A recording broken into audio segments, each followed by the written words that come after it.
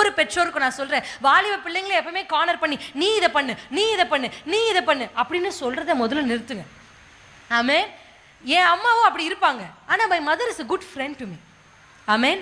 இன்றைக்கு வாலிபர்களை விட வாலிபர்களை பெற்றிருக்கிற தாய்மார்களுக்கும் தகப்பன்மார்களுக்கும் ஒரு ஆலோசனை சொல்றேன். உங்க பிள்ளைக்கு பின்னாடி ஒரு பையன் வந்தாலோ இல்ல உங்க பிள்ளைகளுக்கு ஒரு எமோஷன் வந்தாலோ அதை உங்ககிட்ட சுதந்திரமா ஷேர் பண்றாங்களா? அந்த அளவுக்கு நம்பிக்கை நீங்க அவங்களுக்கு கொடுத்துருக்கீங்களா?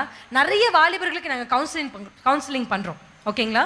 நிறைய வாலிபர்களுக்கு ஓரின சேர்க்கையில் இருக்கிற பிள்ளைகளுக்கு கவுன்சிலிங் பண்ணி விடுதலையாக்கி அவர்களை நடத்தி கொண்டிருக்கோம். நீங்க என்ன நினைக்கிறீங்க? திருச்சபைக்குள்ளவே அப்படிப்பட்ட பிள்ளைகள் இருக்கிறாங்க. அல்லேலூயா. என்ன சொல்றாங்க தெரியுமா? நான் பேசுவேன்.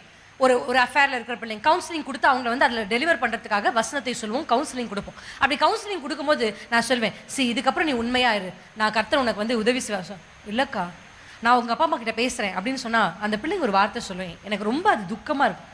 எங்க அப்பா என்னை நம்ப மாட்டார், எங்க அம்மா என்னை நம்ப மாட்டாங்கக்கா. நான் மாறிட்டேன்னு சொன்னா கூட அவங்க நம்ப மாட்டாங்க, என்னை அப்படியே தான் பார்ப்பாங்க. ஒரு பிள்ளை தான் செஞ்ச தப்ப, அம்மா நான் இதை செஞ்சுட்டேம்மா, சின்ன வயசுல தெரியாம செஞ்சுட்டேம்மா தன் தாய் தகப்பனுக்கு சொல்லிச்சு அந்த பிள்ளை.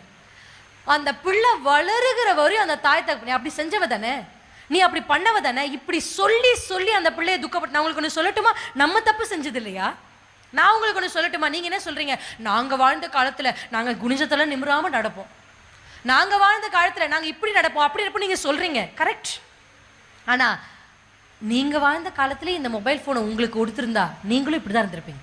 ஏன் தெரியுமா அப்படி சொல்றேன்? இப்பவே நீங்க போன் எடுத்தா உங்க போனை உங்களாலே வைக்க முடியலங்க, அப்ப எப்படிங்க வாலிபர்கள் வைப்பாங்க? What they need love, they need care. அவங்களுக்கு என்னங்க தேவை? நான் உன் கூட இருக்கிறேன். ஹல்லேலூயா. ஏசப்பா அப்படி சொல்லலையா? நம்மளை பார்த்து சொன்னாரே, நீ பாவியா இருந்தாலும் நான் உன்னை நேசிக்கிறேன், நீ பாவியா இருந்தாலும் நான் உனக்காக மரிக்கிறேன், நீ பாவியா இருந்தாலும் நான் உனக்கு ரத்தம் சிந்துகிறேன் என்று இயேசு சொன்னது போல I want every single parents, இங்க இருக்கிற ஒவ்வொரு பெற்றோர்களும் நீங்க ஒரு முடிவு எடுங்க. என் பிள்ளை தப்பு செஞ்சாலும் அந்த தவறை அவள் இயேசுவிடத்தில் கேட்டு இயேசுவே மன்னித்ததுக்கு அப்புறம் நீங்க யாருங்க குறுக்கல நின்னு? ஹல்லேலூயா. உங்க பிள்ளை செஞ்ச தப்ப ஏசப்பாவே மன்னிச்சுட்டாரு, நீங்க ஏங்க குறுக்கல நின்று அதையே சொல்லி சொல்லி காமிச்சிட்டு இருக்கீங்க? உங்க பிள்ளைங்க உங்களை நம்புற மாதிரி உங்க பிள்ளைகள் இடத்துல பேசுங்க. ஹல்லேலூயா. என் பிள்ளைக்காக சேர்த்து வைக்கிறேன்னு நீங்க சேர்த்து வைக்கிற பணமோ பொருளோ செல்வங்களோ இல்ல நீங்க சேர்த்து வைக்கிற நகைகளோ உங்கள் பிள்ளைகளுக்கு நல்ல வாழ்க்கையை கொடுக்கும் என்று நம்புவீர்களானால் I am telling you, I am sorry, that is not going to give them good life. அது அவர்களுக்கு நல்ல வாழ்க்கையை கொடுக்க போகிறதில்லை. நீங்கள் சேர்த்து வைக்கிற ஜெபங்கள், நீங்கள் தேவ சமூகத்தில் விடுகிற கண்ணீர்கள், உங்கள் பிள்ளைகளோடு நீங்கள் செலவிடுகிற நேரங்களே அவருடைய வாழ்க்கையை மேன்மைப்படுத்தும். Hallelujah. It's time for you to speak.